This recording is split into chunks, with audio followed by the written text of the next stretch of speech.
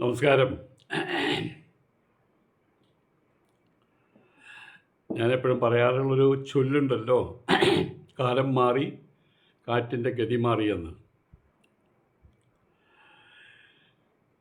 അങ്ങനെയാണെങ്കിൽ പോലും പൂർണ്ണമായിട്ടും അങ്ങനൊരു മാറ്റം ഉണ്ടായിട്ടില്ല എന്നുള്ളതുകൊണ്ടാണ് ഞാനിപ്പോൾ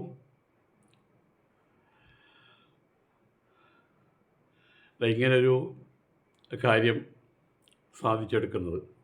അല്ലെങ്കിൽ അതിന് കഴിയുമായിരുന്നില്ല.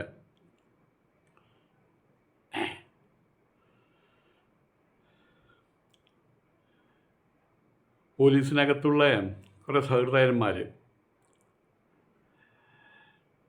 അവർ ഞാൻ താമസിക്കുന്ന വീട്ടിൽ വന്നതും അതിനുശേഷം ഞാൻ അവരെ പോയി കണ്ടതും അതെല്ലാം എന്നെ സംബന്ധിച്ചിടത്തോളം വേദന, സങ്കടം പകരുന്ന കാര്യങ്ങളായിരുന്നില്ല. മറിച്ച് ഞാൻ എന്നെക്കുറിച്ച് തന്നെ റെഫർ ചെയ്യുന്നൊരു സാഹചര്യത്തിലേക്ക് കാര്യങ്ങൾ എത്തിക്കാനുണ്ടായത്.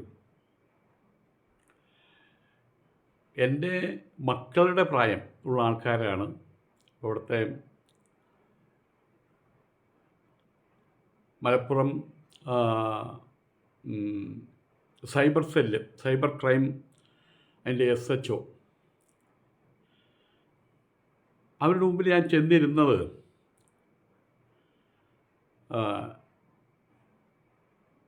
അവരുണ്ടാക്കിയ അപമാനം ഭാരത്താലല്ല, അവരെന്നിൽ കയറ്റി വെച്ച കുറേ അപമാനം അതിൻ്റെ ഭാരത്തിലല്ല. അങ്ങനെ ഉണ്ടായിട്ടില്ല. ഞാൻ എന്നെ അപമാനിക്കുകയാണ് ചെയ്തത്. അതുകൊണ്ട് അദ്ദേഹം എല്ലാം കഴിഞ്ഞ് തിരിച്ചുകൊണ്ട് വരുന്ന സമയത്ത് അദ്ദേഹത്തിൻ്റെ മുറിയിലേക്ക് വിളിപ്പിച്ചു. അദ്ദേഹം മാത്രമേ ഉണ്ടായിരുന്നുള്ളൂ. അദ്ദേഹം പറഞ്ഞ ചില കാര്യങ്ങൾ ഞാൻ പറഞ്ഞു, അങ്ങനെയാണെങ്കിൽ ഈ യൂട്യൂബ്, ഇൻസ്റ്റഗ്രാം, ഫേസ്ബുക്ക് അതൊക്കെയാണല്ലോ ഇപ്പോഴത്തെ സോഷ്യൽ മീഡിയ, ഇനി അതുമായിട്ട് എനിക്ക് ഒരു ബന്ധമില്ല പറഞ്ഞപ്പോൾ അദ്ദേഹം പറഞ്ഞത് അതൊരിക്കലും പാടില്ല. പണ്ട് നമുക്ക് ഇതിനൊന്നുള്ള സാഹചര്യങ്ങളുണ്ടായിരുന്നില്ല. ഇന്നിപ്പോൾ സാഹചര്യങ്ങളുണ്ട്. എൻ്റെ അഭിപ്രായം എനിക്ക് പറയാൻ സാഹചര്യങ്ങളുണ്ട്. ഞാൻ ഗീതം നടത്തുന്ന സമയത്ത് എൻ്റെ മുൻപിൽ 700-ഉം 800-ഉം ആൾക്കാരൊക്കെ എൻ്റെ മുമ്പിൽ വന്നിരിക്കാറുണ്ട്. പക്ഷേ ഇപ്പോൾ നമുക്കതിൻ്റെ കാര്യമില്ല. ലക്ഷങ്ങൾ മുടക്കി പന്തൽ പണിയുക, പബ്ലിസിറ്റി കൊടുക്കുക, ഒന്നും വേണ്ട. യൂട്യൂബിനകത്താണെങ്കിൽ അത് വലിയൊരു പ്ലാറ്റ്ഫോമാണ്. നമ്മൾ പറയുന്ന കാര്യങ്ങൾ ആര് പറഞ്ഞാലും 1000 പേരും കേൾക്കും. 10,000 പേരുടെയും 1,00,000 പേരുടെയും കണക്ക് വേറെ. അപ്പോൾ പലർക്കും അങ്ങനെയുണ്ട്. അപ്പം ആയതുകൊണ്ട് തന്നെ വളരെ സർഗാത്മകമായിട്ട്, ക്രിയേറ്റീവായിട്ട് കാര്യങ്ങൾ നടത്തുക തന്നെ വേണം. അത് അദ്ദേഹം പറഞ്ഞൊരു കാര്യമുണ്ട്. ഞാൻ തൊപ്പി വെച്ചിരിക്കുന്ന SHO അല്ല. ഇപ്പോൾ ഞാനൊരു സൗഹൃദഭാവത്തിൽ പറയുകയാണ്. അദ്ദേഹം പറഞ്ഞത് വളരെ സർഗാത്മകമായിട്ട് ഗുണപ്രധാന സംബന്ധമായിട്ടുള്ള കാര്യങ്ങൾ ഇനിയും ചെയ്യണം എന്നാണ് പറഞ്ഞത്. എന്തായാലും ഇതെല്ലാം കഴിഞ്ഞിവിടെ വന്ന സമയത്ത് ഉണ്ടായ കുറച്ച് സംഭവങ്ങൾ. ഒന്ന്, പലരും എന്നോട് ചോദിച്ചൊരു ചോദ്യമുണ്ട്, എന്താണ് സ്വാമിക്ക് സംഭവിച്ചത്? ഞാൻ പോകുന്ന സമയത്ത് അവിടെ മലപ്പുറത്ത് പെരിന്തൽമണ്ണ കഴിഞ്ഞിട്ട് അങ്ങാടിപ്പുറത്ത് അവിടെ ഇപ്പോൾ വലിയ ബ്ലോക്കുള്ള സ്ഥലമാണത്. വലിയ ബ്ലോക്കാണ്, എപ്പോഴും അവിടെ ബ്ലോക്കാണ്. 1 മണിക്കൂറൊക്കെ ബ്ലോക്കാണ്. പ്രത്യേകിച്ചും സ്കൂൾ ടൈമുകളിലൊക്കെ 1 അവർ ബ്ലോക്കാണ് അവിടെ. ഞാൻ ആ സ്പോട്ട് കിടക്കാൻ 1 അവർ പിടിക്കും എന്നുള്ള സാരം. അപ്പോൾ അവിടെ വെച്ച് എന്നെ തിരിച്ചറിഞ്ഞ് ഒരാൾ പോലും അവജ്ഞയോടുകൂടി നോക്കിയിട്ടില്ല. മുസ്ലിം കുട്ടികളാണ്. അതിൽ ഒരാൾ വന്നത് നമ്മുടെ സ്വാമി എന്ന് പറഞ്ഞ് അടുത്തേക്ക് വന്ന സമയത്ത് ഞാനവിടെ ഒന്നുകൂടി ബലം പ്രയോഗിച്ചിരുന്നോ എന്നെനിക്കൊരു സംശയമുണ്ട്. കാരണം അവർ വന്ന് എന്തെങ്കിലും എൻ്റെ മുഖത്തൊരു കുത്തി കഴിഞ്ഞാൽ അവിടെ ആ മസിൽ ഇങ്ങനെ പിടിച്ചിരുന്നോ ഞാൻ എന്നെനിക്കൊരു സംശയം. പക്ഷെ അങ്ങനെ വന്ന ഉടനെ പറഞ്ഞ്, സ്വാമി ഇത് എവിടേക്കാണ്? ഞാൻ പറഞ്ഞിങ്ങനെ പോലീസ് കുഞ്ഞാപ്പയുടെ പ്രശ്നം അദ്ദേഹമാണ്. അത് കഴിഞ്ഞ് ആ വണ്ടിയിൽ നീങ്ങുന്നത് വളരെ പതുക്കെ നീങ്ങുന്നത് നിർത്തും. അവരൊപ്പം നീങ്ങിയിട്ട് പറഞ്ഞത്, എന്താ സ്വാമി നമ്മളൊക്കെ എങ്ങനെ കഴിഞ്ഞിരുന്നവരാ, ബാക്കിയുള്ള ഞാൻ പറയുന്നില്ല. അത്രയും അതായത് മനസ്സ് കല്ല് പോലും ദ്രവമായിട്ട് മാറുന്നൊരു അവസ്ഥയുണ്ടല്ലോ. ഞങ്ങളെന്തിനും സ്വാമിക്ക് വാങ്ങിച്ചു തരണമെന്നും ചോദിച്ചു. വേണ്ടെന്ന് പറഞ്ഞു. ഞങ്ങൾ പോവുകയും ചെയ്തു. ഇങ്ങനെ കുറച്ച് കാര്യങ്ങൾ. അതുപോലെ ഇവിടെ വന്നിട്ട് പലരും ഫോൺ ചെയ്തും അല്ലാതെയും എന്നോട് ചോദിച്ചൊരു ചോദ്യമുണ്ട്. ഈ ഫോൺ നമ്പർ എൻ്റെ പഴയ അവർക്കറിയാവുന്ന ഫോൺ നമ്പറിൻ്റെ കോപ്പിയാണ് ഇപ്പം എൻ്റെ കയ്യിലുള്ളത്. അപ്പോൾ അവർ ചോദിച്ചൊരു ചോദ്യമുണ്ട്, എന്താ സ്വാമി പ്രശ്നം, എന്താണ് ഇത്രയും രൂക്ഷതരമാവാനുള്ള കാരണം എന്ന് ചോദിച്ചു. അപ്പം അതിൻ്റെ കാരണം അവർ ചോദിച്ചതിന് മാത്രമുള്ള ഉത്തരമായിട്ടല്ല ഞാൻ പറയുന്നത്. ഞാൻ എൻ്റെ സന്യാസത്തിൻ്റെ നാൾ വഴികൾ അതിനെക്കുറിച്ചുള്ളൊരു ചെറിയ വിവരണമാണ് നൽകുന്നത്. ഇതിൽ ആ താടി വെച്ചിരിക്കുന്ന ആൾ ഞാനാണ് കേട്ടോ. ഇതാണ് താടി വെച്ചിരിക്കുന്ന ആൾ. ഇത് ഇടുക്കിയിൽ മൂലമറ്റത്ത് നടന്നൊരു പ്രോഗ്രാമാണ് കേട്ടോ. ഇത്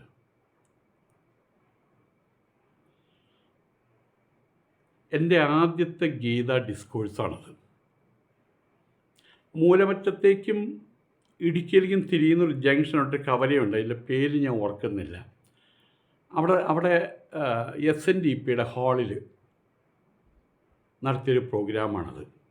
അപ്പം അന്ന് പ്രോഗ്രാം തുടങ്ങുന്ന സമയത്ത് 3 ദിവസത്തെ പ്രോഗ്രാം ഞാൻ തുടങ്ങിയത് ഭഗവത്ഗീത. പിന്നെ പ്രായം നോക്കണം, ഈ പ്രായത്തിലാണ് ഞാൻ തുടങ്ങുന്നത്. ഇതിനു മുൻപ് ഞാൻ ആശ്രമങ്ങളിലൊക്കെ പോയി ഇത് പഠിക്കുന്നതിൽ വ്യാപൃതനായിരുന്നു. അതിനും കാരണമുണ്ട് കേട്ടോ, അതെല്ലാം കൂടി എനിക്ക് പറയാൻ പറ്റുന്നില്ല. അന്ന് ഈ 3 ദിവസം ഗീത ആരംഭിക്കുന്ന സമയത്ത് ഞാൻ പഠിക്കുകയാണിരുന്നത്. എന്താ പറയേണ്ടതെന്ന് അറിയില്ലല്ലോ.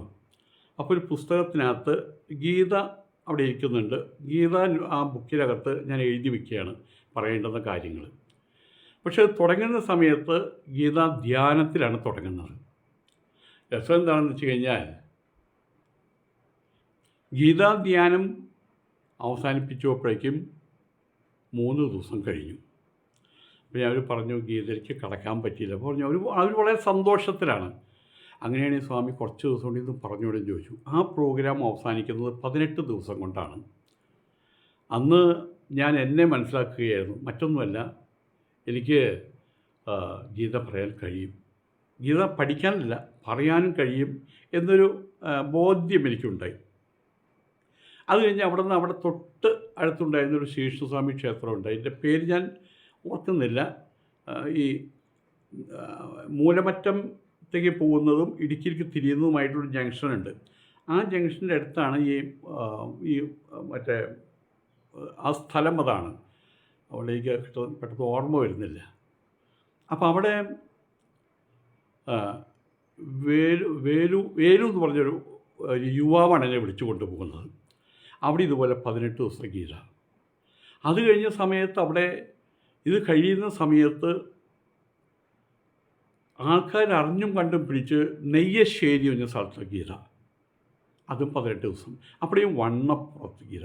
പിന്നെ അവിടെ ഞങ്ങൾ ഗീതയായിട്ട് മുന്നേറുകയാണ്. ഇതിനിടയിൽ ഞാൻ എൻ്റെ SSLC പഠനം കഴിഞ്ഞ് കോളേജിൽ പ്രീ ഡിഗ്രി പഠനം കഴിഞ്ഞ് അത് കഴിഞ്ഞിട്ട് കോമേഴ്സിലെ ഡിപ്ലോമ അതെടുത്ത് നടന്ന് പിന്നീടാണ് ഞാൻ ഇതിൻ്റെ പഠനത്തിനായിട്ട് ഞാൻ പല ആശ്രമങ്ങളിൽ പോകുന്നത്. ഇതിനിടയിൽ ഒരു കച്ചവടവും ഞാൻ നടത്തിയിട്ടില്ല. ജാമ്യ ടീച്ചർ അവരുടെ ഒരു അറിവ് അവർ പറഞ്ഞു, ഞാൻ കച്ചവടം നടത്തിയിട്ടുണ്ടെന്ന്. എൻ്റെ വീട്ടിൽ എൻ്റെ അച്ഛൻ്റെ അനിയന്, അദ്ദേഹത്തിന് ഷിഫെയർ എന്ന് പറയുന്ന ഒരു ബിസിനസ് ഉണ്ടായിരുന്നു. പെർഫ്യൂംസിൻ്റെ ബിസിനസ്സാണത്. ആ സിനിമാ തിയേറ്ററിലൊക്കെയാണ് ആ പെർഫ്യൂം വിതരണം ചെയ്തിരുന്നത്. പലപ്പോഴും എന്നോട് പറയും, നീ ഒഴിവുണ്ടെങ്കിൽ ഇതൊന്ന് ആ രാഗം തിയേറ്ററിൽ കൊണ്ടു കൊടുക്കൂ, അതല്ലെങ്കിൽ ഗീത്, മറ്റേ തിരുവനന്തപുരം ഗീത്, ഒരു അദ്ദേഹം കാലുമ്പോൾ കുപ്പിച്ചില് കയറിയിട്ട് വയ്യാതെ കിടക്കുമ്പോൾ എന്നോട് പറഞ്ഞു, തിരുവനന്തപുരം ഗീത് ഹോട്ടലിൽ അവിടെ നിന്നൊരു ഓർഡർ വന്നിട്ട് നിനക്കൊന്ന് കൊണ്ടു കൊടുക്കാമോ എന്നും പറഞ്ഞു. അങ്ങനെ തിരുവനന്തപുരത്ത് കൊണ്ടു കൊടുത്തു. അത് ഞാൻ ആ ബിസിനസ് ഒന്നും നടത്തിയിട്ടില്ല. അത് വേറൊരു കാര്യം. ഏതായാലും ഗീതയുടെ പഠനങ്ങൾ ഇങ്ങനെ നടന്നു പോവുകയാണ്. ഒരു ദിവസം കഴിഞ്ഞാൽ ഒരു ദിവസം കഴിഞ്ഞാൽ ഒരു പ്രോഗ്രാം കഴിഞ്ഞാൽ അടുത്ത പ്രോഗ്രാം, അത് കഴിഞ്ഞാൽ വേറൊരു പ്രോഗ്രാം, അത് കഴിഞ്ഞാൽ വേറൊരു പ്രോഗ്രാം, ഇങ്ങനെ. ഈ പോകുന്ന സ്ഥലത്തൊക്കെ പലപ്പോഴും പല സ്ഥലങ്ങളിലും പല സങ്കടങ്ങൾ ഞാൻ കാണാറുണ്ട്. അപ്പോഴേക്കും അതിനകത്ത് ഞാൻ അറിയാതെ ഇൻവോൾവ് ആവാറുണ്ട്. അവരോട് കൂടുതൽ ഞാൻ അടുത്ത് ഇടപഴകാറുണ്ട്.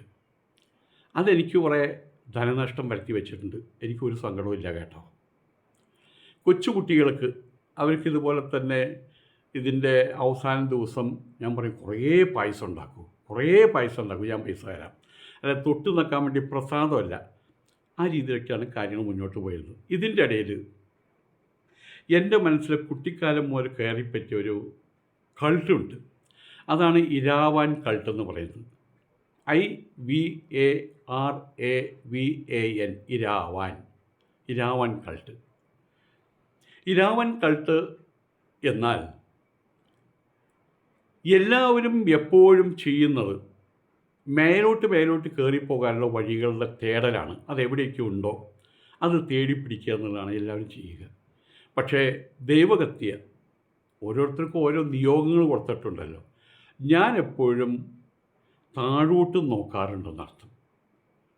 അതെപ്പോഴും എനിക്ക് അപകടകമായിട്ടാണ് ഭവിക്കാറുള്ളത്. എനിക്ക് 14 വയസ്സുള്ളപ്പോൾ ഞാൻ നിങ്ങളുടെ എല്ലാവരോടും പറഞ്ഞൊരു കാര്യമാണ്. ഹിന്ദു സമൂഹം, അന്ന് ഞാൻ ഹിന്ദു സമൂഹം എന്ന് പറയാൻ പോലും പറയുന്ന ഒരാളായിട്ടില്ല. അന്ന് ഞങ്ങളുടെ നാട്ടിലുണ്ടായിരുന്ന തൃക്കൂർ ശിവക്ഷേത്രത്തിൽ, അവിടെ ഞാൻ പലപ്പോഴും നിങ്ങളോട് പറഞ്ഞിട്ടുള്ളതാണ്, അവിടെ ഈ ചന്ദനം വലിച്ചെറിഞ്ഞു കൊടുക്കുകയും ചെയ്യുക. ആർക്കാണെന്നറിയോ? നായർ, ഈഴവ, അങ്ങനെയുള്ള ആളുകൾക്ക്. അത് അമ്പലവാസികളായിട്ടുള്ള വാര്യർ, അതുപോലെ തന്നെ അവിടെയുള്ള തമിഴ്നാട് അയ്യർമാർ, നമ്പൂരിമാർക്കൊക്കെ ഇലയിൽ വെച്ച് കയ്യിലാണ് കൊടുക്കുക. അത് നമ്മളെ വളരെയധികം സങ്കടപ്പെടുത്തിയിട്ടുണ്ട്, രോഷാകുലരാക്കിയിട്ടുണ്ട്. ഒരിക്കൽ ഞാൻ അവിടെ ഇത് വലിച്ചെടുക്കുന്ന സമയത്ത് എന്താ നിങ്ങൾക്ക് കയ്യിൽ തന്നോട് ചോദിച്ചു. അന്ന് എനിക്ക് 14 വയസ്സാണ്. അദ്ദേഹം മശൂലം എന്ന് പറഞ്ഞിട്ട് അദ്ദേഹത്തിൻ്റെ പൊതി വലിച്ചെറിയാണ് ചെയ്തൊരു കല്ലുമേലേക്ക്. ഞാൻ അവിടെ തിടപ്പള്ളിയിൽ കയറിയിട്ട് ആ പ്രസാദം എടുത്ത് എൻ്റെ കൂട്ടുകാരും കൊടുത്തു, ഞാനും തൊട്ടു. അയാൾ ഓടി വന്ന് പറഞ്ഞു, ഇനി ഞാൻ ഇവിടെ കയറില്ല, ഇനി പൂജയൊന്നുമില്ല, ഞാൻ പോവുക എന്ന് പറഞ്ഞ് അങ്ങനെ പറഞ്ഞു. മണ്ഡപത്തിൽ കയറി തൊഴുതോളോ, മണിയടിച്ചു തൊഴുതോളോ, എന്നിട്ട് ആ പൂജ നടത്തിക്കോളോ പറഞ്ഞു.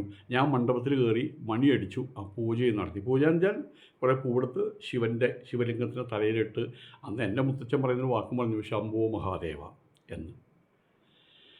ഇത് ഞാൻ ചെയ്തത് എന്തുകൊണ്ടാണ്? എന്താണ് അതിൻ്റെ മനോഗതം?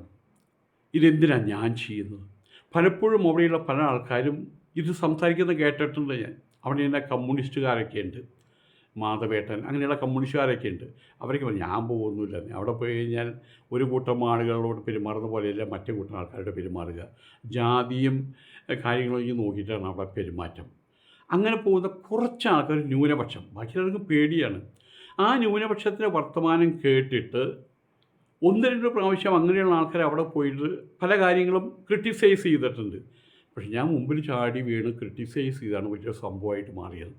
അതുകൊണ്ട് ഹൈന്ദവ സമൂഹത്തിനകത്ത് ജാതി, ഉപജാതി, നികൃഷ്ടജാതി, താഴ്ന്ന ജാതി, അടിമകൾ, ഉടമകൾ, കറുത്തവർ, വെളുത്തവർ, ഇതൊന്നും ഒരു മാറ്റവും വന്നിട്ടില്ല കേട്ടോ. പിന്നെ വലിയൊരു കാലഘട്ടം കഴിഞ്ഞ സമയത്ത് ഞാൻ ഒന്ന് മനസ്സിലാക്കി, ഇത് അതിൻ്റെ ഒരു സ്വഭാവമാണ്. തീയിന് ചൂട് ഇല്ലാതാക്കുന്നൊരവസ്ഥ ലോകത്തിലെവിടെയും ആർക്കും കണ്ടുപിടിക്കാൻ കഴിയില്ല. തീ ചൂടിൻ്റെ ഒരു ഭാവമാണ്. ഹൈന്ദവ സമൂഹത്തിൻ്റെ ഒഴിച്ചുകൂടാൻ കഴിയാത്തൊരു ഭാവമാണ് അതിലെ ജാതികൾ. തമ്മിൽ ബന്ധപ്പെടാൻ കഴിയാത്ത സാഹചര്യങ്ങൾ, ആ സങ്കടം എല്ലായ്പ്പോഴും അതുള്ളതാണത്.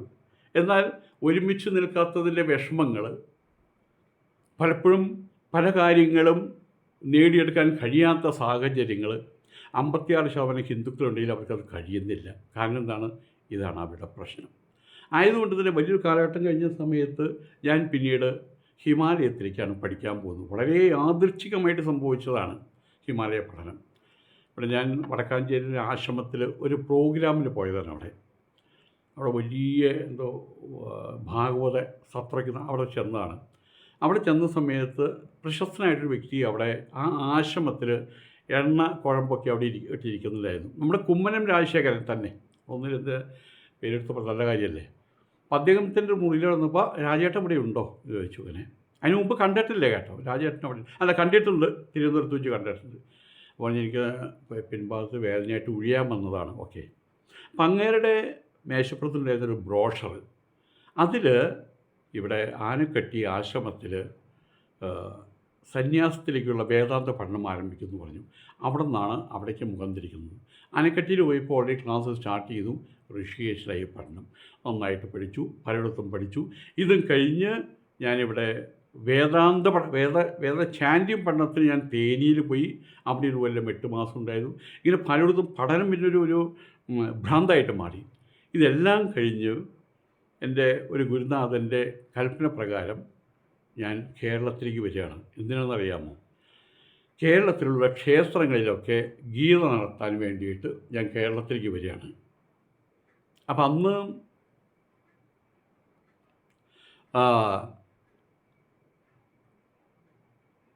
കേരളത്തിൽ ഓരോ ക്ഷേത്രങ്ങളിലേക്കും ചുരുങ്ങിയത് 500-നടുത്ത് ക്ഷേത്രങ്ങൾ ഞാൻ ചെന്നിട്ടുണ്ട്. പക്ഷേ അവിടെയും ദൈവഗത്യാന്നേ ഞാൻ പറയുന്നുള്ളൂ, കൂടുതൽ വാക്കുകൾ ഉപയോഗിക്കുന്നില്ല. അവർ പറഞ്ഞത്, നിങ്ങളൊരു അപ്രിയേഷൻ വയ്ക്കും, ഞങ്ങൾ ആലോചിക്കട്ടെ, ഞങ്ങൾ തന്ത്രിയോട് ചോദിക്കട്ടെ. പക്ഷേ പിന്നീട് ഞാൻ മനസ്സിലാക്കുന്നത്, എൻ്റെ തന്നെ മറ്റൊരു ഗുരുനാഥനായിട്ടുള്ള ചിന്മയ മിഷനിലെ ഒരു സ്വാമി ഉണ്ടായിരുന്നു. അദ്ദേഹം എറണാകുളത്തുണ്ട്. എറണാകുളത്ത് മറ്റേ പനമ്പള്ളി എന്നൊക്കെയുള്ള അദ്ദേഹമുണ്ട്. അദ്ദേഹം പറഞ്ഞു, അമ്പലത്തിൽ ഗീത നടത്തുന്ന സമയത്ത് എങ്ങനെയുണ്ട് വൈദികന്മാരുടെ പെരുമാറ്റം? അപ്പോഴാണ് മനസ്സിലാക്കുന്നത്, അമ്പലങ്ങളിൽ ഗീത വിലക്കിയിരിക്കുകയാണെന്ന്. വിലക്കിയിട്ടുള്ളതുകൊണ്ട് ബോർഡ് വെച്ചിട്ടില്ല, പക്ഷേ അതവിടെ നടത്താൻ സമ്മതിക്കില്ല. അന്ന് സങ്കടത്തോടൊരു കാര്യം ഞാൻ മനസ്സിലാക്കി. ഞാൻ കൊണ്ടു നടക്കുന്ന മുത്താണ്, പവിഴമാണ്, മരതകമാണ് എന്ന് ഞാൻ കരുതുന്നുണ്ടെങ്കിൽ മറ്റുള്ളവർക്കത് ചാണകവരടിയാണെന്ന്. ഉപനിഷത്തുകളും ഗീതയും ബ്രഹ്മസൂത്രയ്ക്ക് ചാണകവരടിയാണ് എന്ന് ഞാൻ മനസ്സിലാക്കി. പിന്നെ ഞാൻ ആ രംഗത്തുണ്ടായിരുന്നില്ല. അനവധി കാലം ഞാൻ ഋഷികേശിലുണ്ട്. ഋഷികേശ്, ഹരിദ്വാർ, ചമ്പ, ടെഹരി, ആ ബെൽറ്റിലാണ് ഉണ്ടായിരുന്നത്. പിന്നീടൊക്കെ യാദൃശ്ചികമായിട്ട് വന്നൊരു വിളി, ഗീത നടത്താൻ വേണ്ടി വന്നൊരു വിളി. അത് തൃശ്ശൂരിൽ 142 ദിവസം നീണ്ടു നിൽക്കുന്ന ഒരു ഗീതാജ്ഞാന യജ്ഞം. അത് വിജയിച്ചു എന്ന് ചോദിച്ചു കഴിഞ്ഞാൽ അത് അത്ര വിജയിച്ചാൽ പോരാ, എന്നാലും വിജയിച്ചു. അന്ന് സൂമർ അഴികോടിനെപ്പോലുള്ള ആൾക്കാർ വന്നിരുന്നു. ഗായകൻ ജയചന്ദ്രൻ അവിടെ വന്നിരുന്നു. ECG സുദർശൻ ഒരു ദിവസം വന്നിരുന്നു എന്ന് പറയുന്നു. എന്നെ പഠിപ്പിച്ച പ്രിൻസിപ്പൽമാർ 4 പേര്, MK മേനോൻ, കൽപ്പറ്റ ബാലകൃഷ്ണൻ്റെ ഒരു പ്രിൻസിപ്പളായിരുന്നു. അദ്ദേഹത്തിൻ്റെ ഭാര്യ കൽപ്പറ്റ സരസ്വതി ബാലകൃഷ്ണൻ, കൃഷ്ണൻ നായർ, അങ്ങനെ ഒരുപാട് ആൾക്കാർ വന്നു. അതെനിക്ക് വലിയൊരു നമ്മൾ ഏതൊരു വഴി കൂടെ സഞ്ചരിച്ചുവോ ആ വഴിയിൽ നമുക്ക് ചെയ്യാൻ പലതുണ്ട് എന്നൊരു ധാരണ എനിക്ക് വരികയാണ് ചെയ്യുന്നത്. ഇതിൻ്റെ ഇടയിൽ സംഭവിച്ചൊരു കാര്യം, ഞാൻ വളരെ യാദൃച്ഛികമായിട്ട് അന്നൊരു പോസ്റ്റ് ഇട്ടു. അതിന് ഞാനത് പറഞ്ഞ് ഇപ്പോഴത്തെ ഇത് നിർത്തുകയാണ്, ഞാൻ വീണ്ടും പറയും. തിരൂരോ മറ്റോ ഒരു ക്ഷേത്രത്തിൽ ലക്ഷാർച്ചന നടത്താൻ അനുമതി ചോദിച്ച് ഹിന്ദുത്വ പാർട്ടികൾ, സംഘപരിവാറിൻ്റെ ആളുകൾ. അപ്പോൾ അവിടെ ഭരിച്ചിരുന്നത് DYFI ആണത്രേ, കമ്മ്യൂണിസ്റ്റുകാരാണെന്ന്. DYFI എന്നല്ല, കമ്മ്യൂണിസ്റ്റ് അനുഭാവികൾ.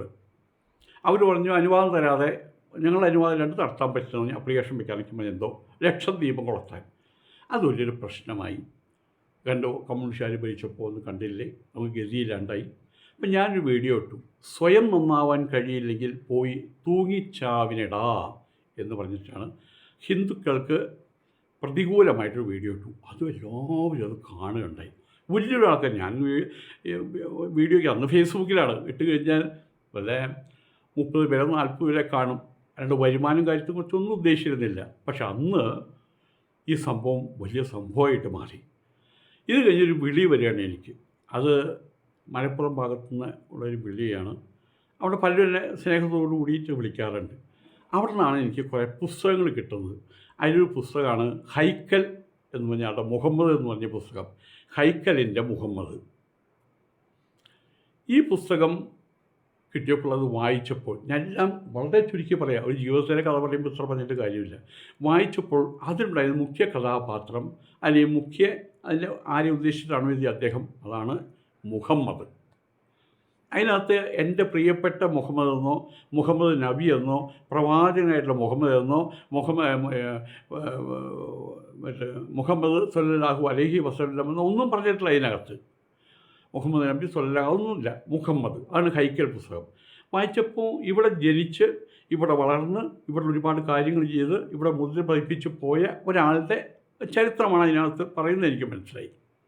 ഏതായാലും ഈ പുസ്തകം എനിക്ക് തന്നയാൾ അദ്ദേഹം വീണ്ടും ഫോളോ അപ്പ് ചെയ്യാൻ തുടങ്ങി. എന്തായി വായിച്ചോ എന്ന് ചോദിച്ചു. അപ്പം ആയതുകൊണ്ട് തന്നെ ഒന്ന് മറച്ചു വെക്കാൻ ബാധ്യസ്ഥനായി. അവിടെയും ദൈവഹത്യ എന്നൊരു വാക്ക് ഉപയോഗിക്കുകയാണ്. ദൈവത്തിൻ്റെ ഹിതം ഞാൻ മറച്ചു വെച്ചു. ആദ്യം വായിച്ചത് അവൻ്റെ അച്ഛൻ നഷ്ടപ്പെട്ടു. എൻ്റെ അച്ഛൻ നഷ്ടപ്പെട്ടതാണ്. അവൻ്റെ അച്ഛൻ അവൻ 6 വയസ്സുള്ളപ്പോൾ അവൻ പ്രസവിക്കുന്നതിന് മുമ്പ് അവനെ അമ്മ പ്രസവിക്കുന്നതിന് മുമ്പ് അവൻ്റെ അച്ഛൻ മരിച്ചു. അതായത് മുഹമ്മദിൻ്റെ അച്ഛൻ 6 വയസ്സുള്ളപ്പോൾ അമ്മയും നഷ്ടപ്പെട്ടു. അമ്മ വഴിക്ക് വെച്ച് നഷ്ടപ്പെട്ട് മദീനയിൽ നിന്ന് മക്ക വരെയുള്ള സ്ഥലം മണിക്കൂറുകളോളം ആ അടിമ സ്ത്രീയോടൊപ്പം ഇരുന്നിരുന്ന മുഹമ്മദ് കരഞ്ഞുകൊണ്ടാണ് ഇവിടെ എത്തിയത്. അനാഥത്വത്തിലേക്കുള്ള വീഴ്ചയായിരുന്നു. പക്ഷെ ഇവിടെ വന്ന സമയത്ത് അദ്ദേഹത്തിൻ്റെ അബൂ ത്വാലിബ് അദ്ദേഹമാണ് എടുത്ത് വളർത്തിയത്, കഷ്ടപ്പെട്ട് വളർന്നത്. ഈ ചരിത്രം കണ്ട സമയത്ത് എൻ്റെ മനസ്സിൽ അത് സ്പർശിച്ചു. കാരണം എൻ്റെ അച്ഛൻ എനിക്ക് 7 വയസ്സുള്ളപ്പോൾ മരിച്ചതാണ്. പിന്നെ ഞാൻ വളർന്ന് മുത്തച്ഛൻ്റെയും അമ്മൂമ്മയുടെ ഒപ്പമാണ്. ഇത്രയും കാര്യങ്ങൾ മാത്രമല്ല, അന്ന് നബി തിരുമേനിക്ക് തോന്നിയ പോലെ ഈ കണ്ടമാനം കല്ലുകൾ ഉസാന ഹുബൈൽ അങ്ങനെയുള്ള കുറേ ദൈവങ്ങൾ 365 ദൈവങ്ങൾ, അതിലൊക്കെ എന്തോ പന്തികേടുകൾ തോന്നിയ ഒരു സംഭവം അവിടെ ഉണ്ടായിട്ടുണ്ടല്ലോ. ഇതുതന്നെ എനിക്കും ഉണ്ടായിരുന്നു. ആ ചെറുപ്പത്തിൽ തന്നെ ഞാനൊരു കാര്യം മനസ്സിലാക്കി, ഈ കല്ല് വെച്ചുള്ള ആരാധനയല്ല, അതിൻ്റെ പുറത്ത് തത്വങ്ങളുണ്ടാകാം. അതൊന്നും എനിക്കന്നറിയില്ല. പക്ഷേ കല്ലിലെന്ത് ദൈവം എന്ന് തോന്നിയിട്ടുണ്ട്. പിന്നീട് അപ്പോൾ ഞാൻ ഈ ഗ്രന്ഥം മുഴുവൻ പറയാനുണ്ടായത് അന്ന് യൂട്യൂബിൽ. അത് പലരും കേട്ടിട്ടുള്ള ആൾക്കാർ ആരെങ്കിലും ഉണ്ടാകും. ഇത് പറയുമ്പോഴൊക്കെ വീണ്ടും ഒരു മക്ക വിജയത്തിന് തിരിച്ചു വരും. ഇതെല്ലാം എൻ്റെ ജീവിതത്തിൽ അതുപോലെയല്ല ചെറിയ തോതിൽ സംഭവിച്ചതാണ്. ആ ഒരു താല്പര്യം വെച്ച് ഞാനന്ന് ഈ ചരിത്രങ്ങൾ പറയുന്നു. ഇസ്ലാമിൻ്റെ ചരിത്രങ്ങൾ, പ്രത്യേകിച്ചും വരുന്ന ഖലീഫുമാരുടെ ചരിത്രങ്ങൾ, അത് പറയുന്ന സമയത്ത് അതിലുള്ള ചില നല്ല കാര്യങ്ങൾ അത് വെച്ച് ഞാൻ ഇപ്പുറത്ത് പറയാറുണ്ട്, ഹിന്ദുക്കളെ നിങ്ങളിത് കണ്ടുപിടിക്കൂ എന്നിത്യാദി കാര്യങ്ങൾ. അതോടുകൂടിയിട്ട് എന്തുണ്ടായി, ഹിന്ദുക്കളെ സംബന്ധിച്ചിടത്തോളം അവിടെയുള്ള പല ഹിന്ദുക്കളും വ്യക്തിപരമായിട്ട് എന്നോട് യാതൊരു അറപ്പും വെറുപ്പില്ലാത്ത ആൾക്കാരാണ്. പക്ഷേ സംഘടനാ പ്രവർത്തനത്തിലുള്ള ആളുകൾ, അവരെ സംബന്ധിച്ചിടത്തോളം ആ സംഘടനയെ നമ്മൾ തൊട്ട് കളിച്ചാൽ അതിനകത്തുള്ള 10,000 ഒറ്റയടിക്ക് നമുക്ക് എതിരാവുകയാണ്. കാരണം അവർ സംഘടനയുടെ അടിമകളാണ്. ഒരു വ്യക്തിയാണ്, ഈ വ്യക്തിയോട് നമുക്ക് സംസാരിച്ച് മനസ്സിലാക്കാൻ പറ്റും. പക്ഷേ സംഘടനയുടെ അടിമകളായി മാറിക്കഴിഞ്ഞാൽ അത് വലിയൊരു അറ്റാക്കിംഗ് പവറാണത് വാസ്തവത്തിൽ. അതിൻ്റെ കൂട്ടത്തിൽ നിൽക്കുന്ന ആൾക്കാർ മുഴുവൻ എന്താണ് പിന്നെ ഈ സംഘടനയെക്കുറിച്ച് അയാൾ പറഞ്ഞത് നോക്കില്ല, പിന്നെ എടുത്തിട്ട് അടിക്കുകയാണ്, എടുത്തിട്ട് അലക്കുകയാണ് ചെയ്തത്. കാലങ്ങളെ കൊണ്ട് എനിക്ക് സംഭവിച്ചത് അതാണ്. അമിത്ഷായെ കാണാൻ പോയ ഒരു മുസ്ലിയാർ, ആളുടെ പേരൊന്നും ഞാൻ ഇപ്പോൾ പറയുന്നത് എല്ലാവർക്കും അറിയാം. അന്ന് ഞാൻ അദ്ദേഹത്തോട് പറഞ്ഞു, നിങ്ങൾ ചെയ്ത് ശരിയായില്ല. RSSന് പരവതാനി വിരിക്കുന്ന ഒരു പരിപാടി അത് നിങ്ങളായിട്ട് ചെയ്യാൻ പാടുണ്ടായിരുന്നില്ല എന്ന് പറഞ്ഞു. വലിയൊരു കൂട്ടം ആൾക്കാർ എൻ്റെ ശത്രുക്കളായി. പിന്നെ അവിടെ നിന്ന് അങ്ങോട്ട് അസഭ്യം കൊണ്ട് എന്നെ മൂടുകയാണ് ചെയ്തത്. കഴുത്തറ്റം മൂടി, പിന്നെ തല മാത്രം ബാക്കി. അങ്ങനെ ഇരിക്കുന്ന സമയത്താണ് ഈ ഭരണം മാറുന്നതും. അവിടെയും എൻ്റെ ബോധ്യം എന്താണ്, RSS കേരളത്തെ ആവാഹിച്ചെടുത്തു. അതുവരെ തടസ്സം നിന്നിരുന്ന പഴയ ഗവൺമെൻറ്റിൻ്റെ പ്രഭാവം ഇപ്പോഴത്തെ ഗവൺമെൻറ്റിന് കാണിക്കാൻ കഴിയില്ല. ആയതുകൊണ്ട് ഇനി ഒരിക്കലും എന്നെപ്പോലൊരാൾക്ക്, ഞാനിപ്പോൾ തമിഴ്നാട്ടിലാണ്, എനിക്കിനി കേരളത്തിൽ കടക്കാൻ കഴിയാതെ വരും, അവിടെയുള്ള ആളുകൾക്ക് കേരളത്തിൽ നിന്ന് കടക്കേണ്ടി വരും എന്നൊക്കെ, അതൊക്കെ എൻ്റെ മനസ്സിലുള്ള ചില വിചാരങ്ങളായിരുന്നു. അങ്ങനെ ഇരിക്കുമ്പോഴാണ് തൊടുപുഴയിൽ ലീഗ് പറയുന്ന നിയമങ്ങൾ, കേരളം ഭരിക്കുന്ന ലീഗാണ്, അതുപോലെ തന്നെ വെള്ളാപ്പള്ളി തെമ്മാടി എന്നുള്ള വാക്ക് ഉപയോഗിച്ചു, മറ്റിങ്ങനെ സുകുമാരൻ നായരെ സുകുമാര തെമ്മാടി, ഏതവനാടാ സുകുമാരൻ എന്നിത്യാദി കാര്യങ്ങൾ വീട് റിപ്പീറ്റ് ചെയ്യല്ല. ഇത്രയൊക്കെ ആയ സമയത്ത് ഞാനൊരു കാര്യം മനസ്സിലാക്കി, കൈവിട്ടു പോയി എന്ന് മനസ്സിലാക്കി. ആ കാര്യം ഞാൻ വീണ്ടും പറഞ്ഞു. ആ സമയത്തും ബാക്കിയുള്ള എൻ്റെ ശരീരഭാഗങ്ങൾ അസഭ്യം കൊണ്ട് മൂടുകയായിരുന്നു. ഇതൊക്കെ ആരറിയാൻ. പക്ഷേ ഇങ്ങനെയുള്ള കാര്യം വന്നപ്പോൾ അന്ന് ഞാൻ പറഞ്ഞു, അവർക്ക് ആ സമുദായ നേതാക്കന്മാർക്ക് അതിന് മനോവേദന ഉണ്ടായിട്ടുണ്ടെങ്കിൽ, അതിൻ്റെ കീഴാദികൾക്ക് അതിൻ്റെ പേരിൽ മനോവേദന ഉണ്ടായിട്ടുണ്ടെങ്കിൽ കേരളത്തിൻ്റെ ഭാവി രണ്ട് വഴിക്കായിട്ട് തിരിയും. മതപരമായിട്ടുള്ള രണ്ട് വഴിക്കായിട്ട് തിരിയും. അതൊന്നും നല്ല ഭാഷയിൽ പറഞ്ഞു കൊടുക്കാൻ എനിക്കറിയില്ലായിരുന്നു. കാരണം ഞാൻ പറയുന്നതൊക്കെ ആൾക്കാർ മനസ്സിലാക്കുമെന്ന് കരുതിയിട്ടാണ് ഞാൻ ചെയ്തിരുന്നത്. ആയതുകൊണ്ട് തന്നെ ഇതൊരു പരിഹാരം കാണണമെന്നാണ് പറഞ്ഞത്. അവിടെ നിന്ന് ആരംഭിക്കുകയാണ് ആ ഗ്രൂപ്പും ലീഗിൻ്റെ ഗ്രൂപ്പും പാണക്കാട് ഗ്രൂപ്പും എല്ലാവരും കൂടിയിട്ട്. പിന്നെ ഇങ്ങോട്ട് പറയുന്നു, അങ്ങോട്ട് പറയുന്നു, ഇങ്ങോട്ട് പറയുന്നു, അങ്ങോട്ട് പറയുന്നു. ഇത്രയും കാര്യങ്ങൾ ഞാൻ മലപ്പുറം SHO ഞാൻ പറയേണ്ടായി. ഷാജഹാൻ എന്നാണ് അദ്ദേഹത്തിൻ്റെ പേര്. അദ്ദേഹം പറഞ്ഞ ആ സ്പോട്ടിൽ വെച്ച് അദ്ദേഹം കൈകൊണ്ട് ഇങ്ങനെ കാണിച്ചത് നിർത്ത് എന്നുള്ള രീതിയിൽ ഇവിടെയാണ് നിങ്ങൾക്ക് തെറ്റുപറ്റിയത്. ആരാണ് നിങ്ങളെ അസഭ്യം പറഞ്ഞത്? അറിയില്ലല്ലോ. അതിൽ ആരും പെടും. ഈ സോഷ്യൽ മീഡിയ അങ്ങനെയാണല്ലോ. ആർക്കും നീ ആരടാ എനിക്ക് ആർക്കും പറ്റും. നമ്മളതിന് മറുപടി കൊടുത്തു എന്നുള്ളതാണ് മാരകമായിട്ടുള്ള തെറ്റായിട്ട് മാറിയത്. അത് ഇവിടം വരെ എത്തി. ഒരു കേസും കാര്യങ്ങളൊക്കെ ആയിട്ട് എത്തി എന്നർത്ഥം. ഏതായാലും എൻ്റെ നാൾ വഴികളിൽ ചില കാര്യങ്ങളുണ്ട്. ഇത് ആഴ്വാഞ്ചേരി തമ്പ്രാക്കളാണ് കേട്ടോ. ഇത് പെരിന്തൽമണ്ണയിൽ നടത്തിയൊരു പ്രോഗ്രാമാണത്. ആ താടി വെച്ച് നിൽക്കുന്ന ആളാണ് ഞാൻ കേട്ടോ. മറ്റേ ആഴ്വാഞ്ചേരി രാമൻ തമ്പ്രാക്കൾ, അദ്ദേഹം ഇപ്പോഴില്ല. ഇതും പെരിന്തൽമണ്ണയിൽ നടന്ന പ്രോഗ്രാമാണ്. ആഴ്വാഞ്ചേരി തമ്പ്രാക്കളാണ് ഒരു വശത്തിരിക്കുന്നത്.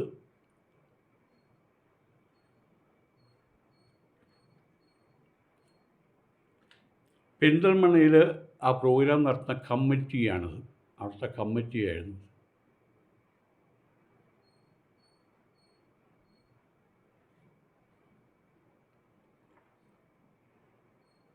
ഇതിൻ്റെ ആശ്രമത്തിൽ വളരെ യാദൃശ്ചികമായിട്ട് അവിടെ വന്ന ഒരു ഫാമിലിയാണ്.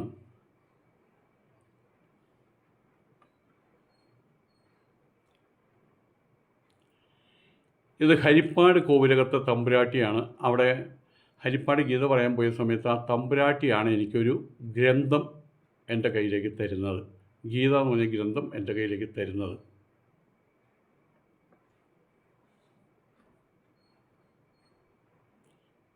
ഇത് ഹരിപ്പാട് ഗീത പെരിന്തൽമണ്ണയിൽ ഗീത ഉദ്ഘാടനം ചെയ്യുന്നതാണ് കേട്ടോ. ആഴ്വാഞ്ചേരി തമ്പ്രാക്കൾ.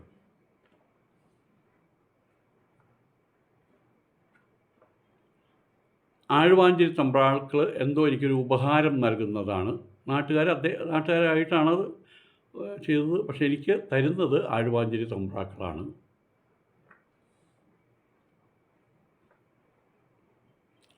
ഇതന്ന് ആ പ്രസംഗിക്കുന്ന അന്ന് അങ്ങാടിപ്പുറത്തുണ്ടായിരുന്ന CP ജനാർദ്ദനൻ എന്ന് പറയുന്ന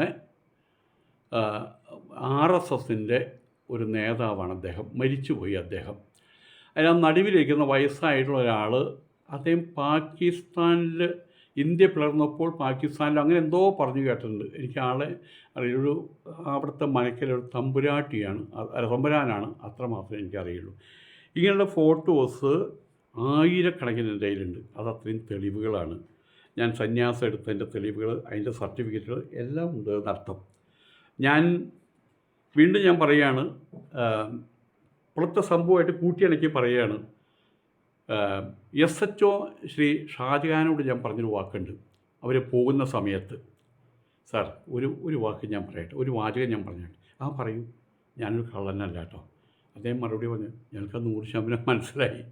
അതുകൊണ്ടാണ് അങ്ങയുടെ വീട്ടിൽ വന്ന് ഞങ്ങൾ അറസ്റ്റ് ചെയ്ത് കൊണ്ടുവരാതിരുന്നത്. വിലങ്ങ് വെച്ച് കൊണ്ടുവരാൻ കഴിയും, ഞങ്ങൾ വിചാരിച്ചാൽ കഴിയും. അത് ഞങ്ങൾക്ക് മനസ്സ് വന്നില്ല. ഞാൻ ആ വീട്ടിൽ വന്ന സമയത്ത് ഞങ്ങൾക്ക് മനസ്സിലായി, അങ്ങ് മറ്റുള്ളവർ പറഞ്ഞ പോലെയുള്ളൊരു ഭീകര വസ്തുവല്ല, എന്നാൽ വലുപ്പമുണ്ട്. ഒരു ബലൂൺ പോലെ, ഒരു മുട്ടുസൂചി കൊണ്ട് പൊട്ടിക്കാവുന്ന അത്രയേ ഉള്ളൂ. അതുകൊണ്ടാണ് അത് ചെയ്തത്. ഇനിയിപ്പോൾ കേസും കാര്യങ്ങളൊക്കെ ആയിട്ട് ഇവിടെ ഞാൻ ആരെയും വഞ്ചിച്ചിട്ടില്ല, ഞാൻ ആരെയും ചതിച്ചിട്ടില്ല. പക്ഷെ മറ്റൊരു കാര്യമുണ്ട്. ഒറ്റ കാര്യം വീണ്ടും എടുത്ത് പറയുകയാണ്. ഒരാൾ എൻ്റെ ഈ കമൻറ്റ് ബോക്സിനകത്ത് ഒരാൾ പറയുക, നീ എവിടുത്തെ സ്വാമിയാടാ എന്ന് വെച്ച് കഴിഞ്ഞാൽ അതിന് ഞാൻ മറുപടി കൊടുക്കുക. അത് ചെയ്യാൻ പാടില്ലാത്ത കാര്യമായിരുന്നു. കാരണം ആരാണ് പറയുന്നതെന്ന് അറിയില്ലല്ലോ. എന്തായാലും സാഹചര്യങ്ങൾ ഇവിടെ എത്തിയ സമയത്ത് എൻ്റെ ഒരു കാലഘട്ടത്തിൽ സന്ദീപ് വാര്യരുടെ വീടിൻ്റെ മുമ്പിൽ ഗീത പറഞ്ഞ ഒരു ചരിത്രമുണ്ട്. അന്ന് അദ്ദേഹം കുട്ടിയായിരുന്നു, ഒരു ഉണ്ടക്കുട്ടിയായിരുന്നു. വലിയ ആളായി, MLA ആയല്ലോ. അദ്ദേഹം അറിഞ്ഞു പിടിച്ച് എനിക്ക് ഫോൺ ചെയ്തു. ഞാൻ അദ്ദേഹത്തിന് ഫോൺ ചെയ്തു. അദ്ദേഹം കുഞ്ഞാലിക്കുട്ടിക്ക് ഫോൺ ചെയ്തു. അദ്ദേഹത്തിൻ്റെ പ്രൈവറ്റ് PA ഉണ്ട്, സിജോ എന്ന മറ്റോ പേര്, ഫിജോ എന്നറിയില്ല. അദ്ദേഹം ഫോൺ എടുത്ത് ഇദ്ദേഹത്തിൻ്റെ കൊടുത്തു. പറഞ്ഞു അതിനൊന്നും വിഷമിക്കാനൊന്നുമില്ല കേട്ടോ, അതിൽ വിഷമിക്കാനൊന്നുമില്ല, ഞാൻ ഈ സംഭവം അറിഞ്ഞിട്ട് തന്നെയില്ല, അത് ഞാൻ വേണ്ട പോലെ ചെയ്യാം, ഞാൻ DSPയോട് വിളിച്ച് പറയാം എന്നൊക്കെ പറഞ്ഞതിൻ്റെ പേരിൽ ഞാൻ മലപ്പുറത്ത് വന്നു. അവിടെ തെളിവെടുപ്പ് നമ്മൾ മൊഴി പകർത്തണം. പലരും വന്ന് ചോദിച്ചു. ഒരു കോൺട്രഡിക്ഷനും അതിനകത്ത് വന്നിട്ടില്ല. കാരണം നുണ പറയുമ്പോഴല്ലേ ഓർത്ത് വെച്ച് പറയേണ്ടതുള്ളൂ. സത്യം പറയുമ്പോൾ എന്തോ ഒന്നും ഓർക്കാനില്ല. അതുകൊണ്ട് 3-4 സ്ഥലത്ത് ചോദ്യം ചെയ്തപ്പോഴും 4 ഗ്രൂപ്പായിട്ട് ചോദ്യം ചെയ്തപ്പോഴും പരസ്പര വിരുദ്ധമായിട്ടുള്ള ഒരു കാര്യവും ഞാൻ പറഞ്ഞിട്ടില്ലെന്ന് അവർ തന്നെ എന്നോട് പറഞ്ഞു. ഇനി ബാക്കിയുള്ള കാര്യങ്ങൾ മുന്നോട്ട് പോകുന്നു. ഇവിടെ നമ്മൾ മാപ്പ് തെറ്റ് മറ്റുള്ള കാര്യങ്ങൾ പറയില്ലല്ല. ഇതിനകത്ത് യൂട്യൂബിനകത്ത് വന്ന ഒരു ഇത് നമ്മളുടെ സ്കറിയ, ഷാജൻ സ്കറിയ, അദ്ദേഹത്തിൻ്റെ ഞാൻ കണ്ടില്ല, അന്ന് കാണാൻ എനിക്ക് പറ്റില്ല, പിന്നെ ഇപ്പോഴും കണ്ടിട്ടില്ല. അദ്ദേഹം എനിക്ക് വാട്സപ്പും ഇല്ല, ഇപ്പോൾ ഇന്ന് എടുക്കും. അപ്പോൾ അവിടെ നിന്ന് അദ്ദേഹം പറഞ്ഞ കാര്യങ്ങളെക്കുറിച്ച് ആൾ പറഞ്ഞു. അതിന് മറുപടി കൊടുക്കണ്ടേ? ഇതിലെന്താ മറുപടി കൊടുക്കാനുള്ളത്? കാരണം ഈ യൂട്യൂബ് കളികൾ അങ്ങനെയാണ്. നമ്മൾ രാമായണം പറഞ്ഞാൽ കേൾക്കാൻ ആളുണ്ടാവില്ല, വിശുദ്ധ ഖുർആൻ പറഞ്ഞാലും മുസ്ലിങ്ങൾ പോലും കേൾക്കാനുണ്ടാവില്ല. നേരത്തെ എന്തിനും കോൺട്രഡിക്റ്റ് ആയിട്ട് എന്തെങ്കിലും കാര്യങ്ങൾ പറഞ്ഞാൽ, എവിടെയെങ്കിലും ചൊറിയുന്നതും മാന്തുന്നതും എന്ന് നാടൻ ഭാഷയിൽ പറയട്ടെ എന്ന് പറഞ്ഞാൽ അത് ആൾക്കാർ കൂടും. അത് സ്വാഭാവികമാണ് എന്നർത്ഥം. അമ്പലത്തിൽ ഭാഗവത സപ്താഹം കേൾക്കണത്ര ആൾക്കാരുണ്ടാവും.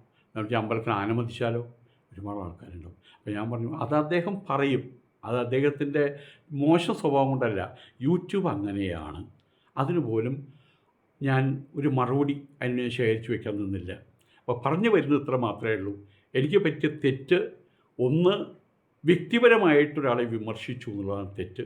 2, ആ വിമർശനവുമായിട്ട് ബന്ധപ്പെട്ട് എനിക്ക് നേരെ വന്ന കൂരമ്പുകൾ എന്ന് പറയാവുന്ന, അസഭ്യ പ്രയോഗങ്ങളെന്ന് പറയാവുന്ന കമൻറ്റിന് ഞാൻ ഇങ്ങനെ മറുപടി കൊടുത്തുകൊണ്ടിരുന്നു.